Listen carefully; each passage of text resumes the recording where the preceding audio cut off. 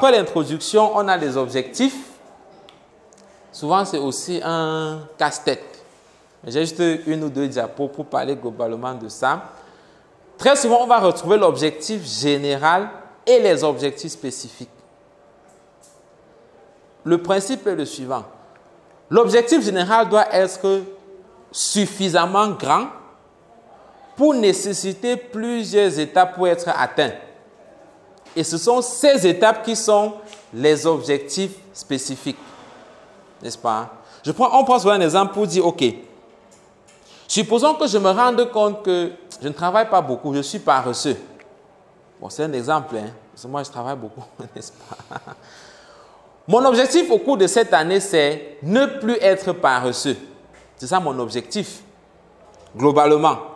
Je me rends compte que tiens, ce qui me rend paresseux, c'est que je dors beaucoup, je mange beaucoup, je passe beaucoup de temps sur WhatsApp, j'ai beaucoup d'amis. Donc, mes objectifs spécifiques seront réduire mon temps de sommeil, réduire la quantité de nourriture que je mange, réduire mon temps sur WhatsApp, réduire le nombre d'amis. Et c'est sûr que si je fais les 4 choses-là, je serai moins paresseux. J'aurai atteint mon objectif général, n'est-ce pas? Donc, il faut tout ça, que les objectifs spécifiques qu'on a rentrent dans atteindre l'objectif général. J'insiste dessus. Quelqu'un qui va dire, par exemple, objectif général, déterminer la prévalence des affections bucco-dentaires chez les réfugiés. Objectif spécifique, décrire les caractéristiques de la population étudiée. Est-ce que c'est logique ça? Pour avoir la prévalence, je n'ai pas besoin des caractéristiques socio-démographiques. On est d'accord? Donc là, je suis déjà dans quelque chose qui n'est pas normal parce que mon objectif spécifique là ne m'aide pas à atteindre l'objectif général. Donc, il faut vraiment veiller à cela. C'est pour ça que l'objectif général va souvent utiliser des termes vagues, tels que étudier. Bon, si je dis que étudier les affections bucco-dentaires, dans l'étude, il y a la prévalence, il y a les facteurs associés, il y a les caractéristiques des malades, il y a tout ce qui rentre dans étudier les affections. N'est-ce pas? Souvent, ça va avoir plusieurs composantes aussi. Je peux dire étudier la présentation clinique et paraclinique. Sachant que dans mes objectifs spécifiques, clinique sera un point, paraclinique sera un autre point. Donc, souvent, c'est des termes vagues qu'on va utiliser. L'objectif spécifique, donc, c'est les étapes pour atteindre l'objectif général qu'on s'est fixé. Il faut numéroter les objectifs spécifiques. Ce n'est pas les tirets. Ce n'est pas les petits A, petits B. Pourquoi numéroter? Parce que lorsque je vais lire votre travail, je dois pouvoir faire référence à un objectif. Je dois pouvoir dire, par rapport à l'objectif numéro 3, et qu'on se retrouve bien parce que c'est écrit 3 et on a mis l'objectif. Pas qu'il y a juste des tirets et puis il faut compter pour savoir 3 se trouve à quel niveau. Donc, il faut les numéroter. Souvent, on aura entre 3 et 5 objectifs spécifiques. 2, souvent, c'est trop peu. 6, c'est que c'est probablement 2 études qu'on veut faire en une.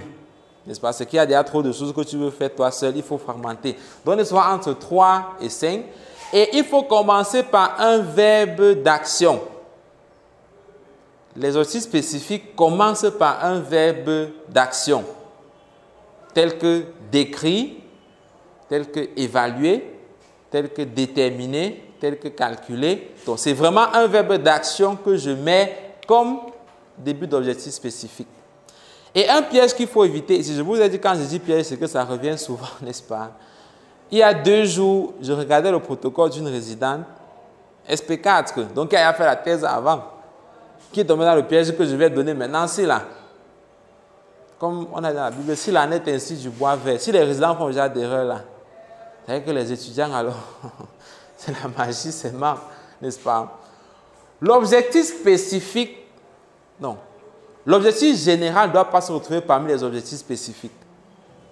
Veillez à cela. Souvent, on va mettre l'objectif général et on remet ça parmi les objectifs spécifiques sans se rendre compte. Et puis, selon la logique, ce n'est pas possible, non? Le grand groupe ne peut pas être une étape pour atteindre le grand groupe. Le général ne peut pas se retrouver encore parmi les objectifs spécifiques, n'est-ce pas? Donc, il faut veiller à cela, à ce que ça ne se retrouve pas là-dedans. Et un objectif spécifique, on le dit souvent, doit être SMART. Qui connaît ce sigle? objectif spécifique doit être SMART. Ouais, si j'avais l'argent, je mettais quelque chose en jeu.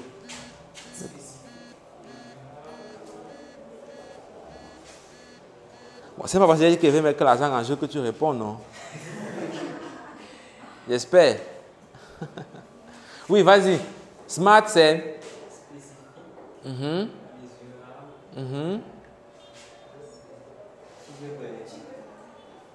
Ou bien tu dois en anglais, hein? Il ne connaît plus la suite. Ok, SMART, c'est ça. C'est en anglais, effectivement, spécifique, mesurable, achievable, réalistique et dans le temps, n'est-ce pas? Spécifique, parlant des objectifs spécifiques de la recherche, un objectif doit aborder une notion à la fois. En principe, on ne doit pas retrouver « et » dans l'objectif spécifique. Là, je ne suis plus spécifique. Spécifique, c'est que ça concerne une chose à la fois. On se comprend, non? Donc, c'est ça, le S dans spécifique. Quand je vais redire mes objectifs spécifiques de l'étude, je me rassure que chaque objectif aborde une notion à la fois. Mesurable, ça doit être quelque chose qu'on peut quantifier. Ça doit être quelque chose dont il y a un résultat que je peux donner et qui répond à cet objectif-là. Quand je dis par exemple, déterminer la prévalence du lupus dans la population d'études, je peux donner un chiffre, n'est-ce pas? Hein? Donc, on peut mesurer cette prévalence-là. Achievable, il faudrait que ce soit un truc que je peux réaliser, qu'on peut atteindre selon les ressources dont on dispose. Bon, quelqu'un, par exemple, parlait tout à l'heure de marqueurs immunologiques de la COVID. Quand ça chauffait un peu, il a dit certains marqueurs, n'est-ce pas? Parce qu'il est clair qu'on n'a même pas la ressource pour chercher tous les marqueurs ici. Parfois, il faudra qu'on commande les réactifs, ça prenne des mois pour arriver et tout ça. Donc, il faudrait, quand je vais dire, décrire le taux d'interleukine 6 et de TNF-alpha, que ce soit un truc que je peux effectivement faire dans le contexte où je me trouve. C'est pour ça que ça doit être un truc qu'on peut atteindre. Il faut que ce soit réaliste. C'est-à-dire, selon l'environnement où on est. Par exemple, je prends souvent un exemple pour dire, si quelqu'un veut étudier la prévalence de l'alcoolisme dans la communauté musulmane de Yaoundé, est-ce que c'est possible ça?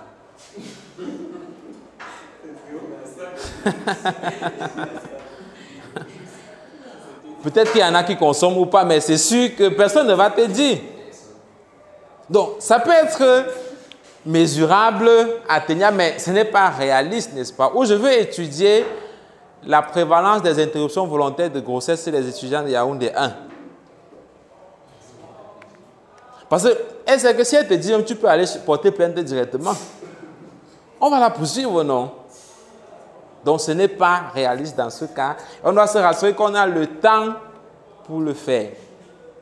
Regardez le dernier cours, parce qu'on a beaucoup discuté de la question de faisabilité et comment on va évaluer le temps qu'il me faut pour mener le travail de recherche.